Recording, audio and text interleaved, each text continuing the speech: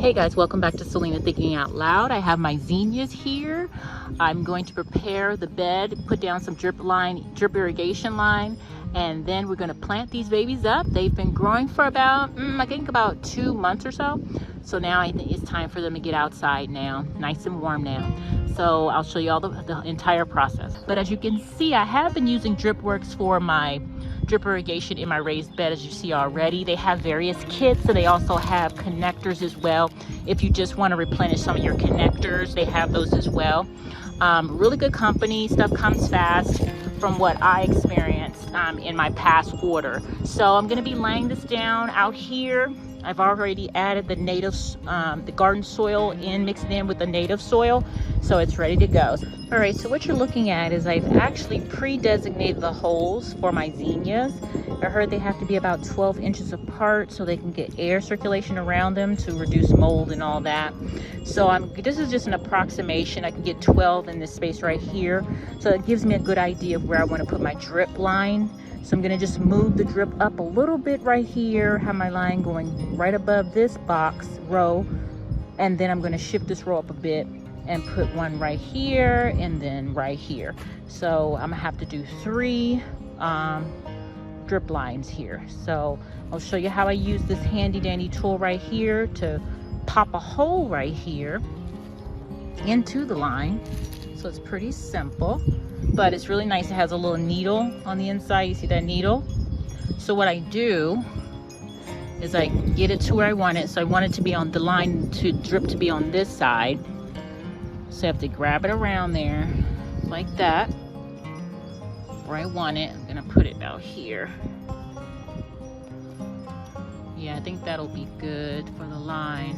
But you know, you can always adjust your line according to where you want it. But yeah, I think that'll be good above, right above that line. And then after I seed it, make sure it's seated in here. And then I just press this button and it punches a hole. See, just like that. Perfect. And I already watered my other raised bed this morning, so it might be a little bit of water in the line. Okay, then I want to put one of these 1/4 inch transfer barbs into the line. As you can see, I have one already in there, and so the water will come right out of there. See, it comes out of just the hole now. So I'll put the drip line there, and then we'll be all set for this one. And I still want to make sure I'm 12 inches apart from the next drip line, so it'll be about right there here, just about here. So I'm going to go ahead and pop my handy dandy thingy on here. Perfect. Make sure it's laying down. Good. And just gonna press this knob in. It's better to do it with 2 hands, but I'm holding the camera right here. There you go. Perfect. Okay, so now you're gonna need some scissors, your drip line, and some of those stakes so that you can keep this where you want it in place. So I've cut my line to where I want it, right here. And I realized, oops, I need a goof plug. So this is what the goof plug is. It's going to stop the water from coming out the end of this hose here. So there we have it. That'll stop the water. And I added 1 stake to hold the whole row down. All right, and here's the dual goof plugs I have. 10 come in a pack. The order code number for these looks like 14GP2-10. So if you ever buy a kit and you just need some more goof plugs, or you just need some transfer barbs, you can order it based off of the order number, and you can just order everything individually. It's really cool. Alrighty, so this area is ready to go. I'm gonna start putting my zinnias in now. All right, so I have California Giants and zinnias, and I have the mixed color giant zinnias.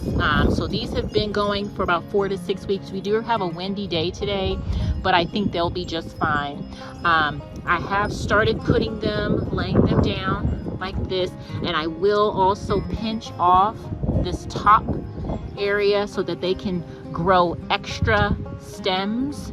I hear it's good to pinch them so that they can have a strong foundation support to stand on their own, because we do get windy days here sometimes in the summer. So I just want to make sure they have all the support they can get. So I've laid them out And I'm gonna add some plant tone, and I'm gonna add my earthworm castings to each hole.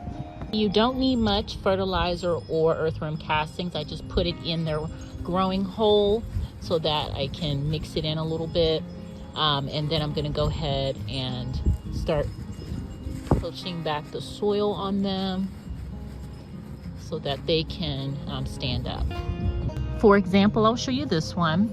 So this one has some new leaves coming up here, but it has its main stem here, and it has another stem here, and it has another layer here. So it has, and this is the first one that comes up when a seedling comes out.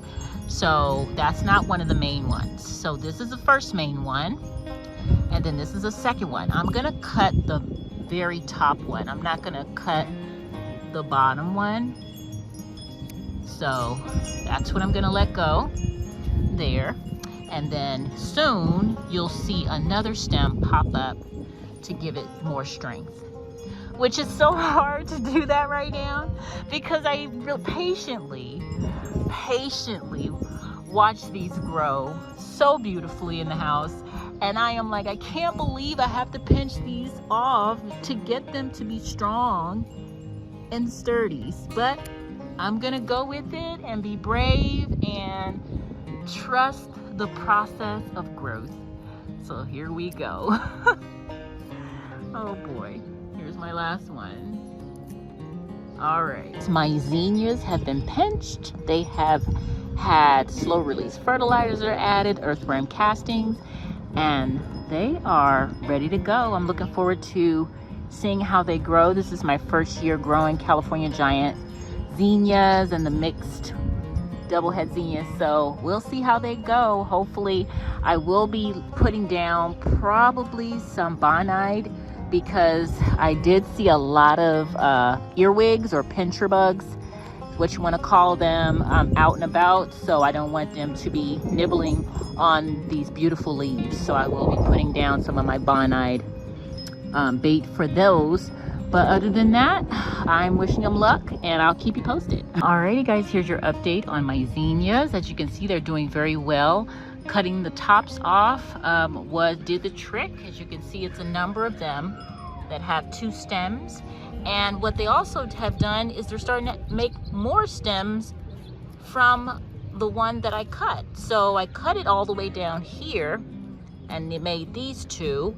And now it's also starting some from these sides. So it just keeps multiplying and multiplying. But as you can see, the zinnia bulbs are coming in, the heads of them, the tops. So soon they're gonna be popping open, giving me some beautiful color. They're about 1 foot tall right now. These get up to about 2 to 2.5 feet tall. They're acclimated to the weather now, and cutting the tops does cause them to have thicker stems so they can withstand all of this crazy wind that we get out here. As you see how thick that stem is.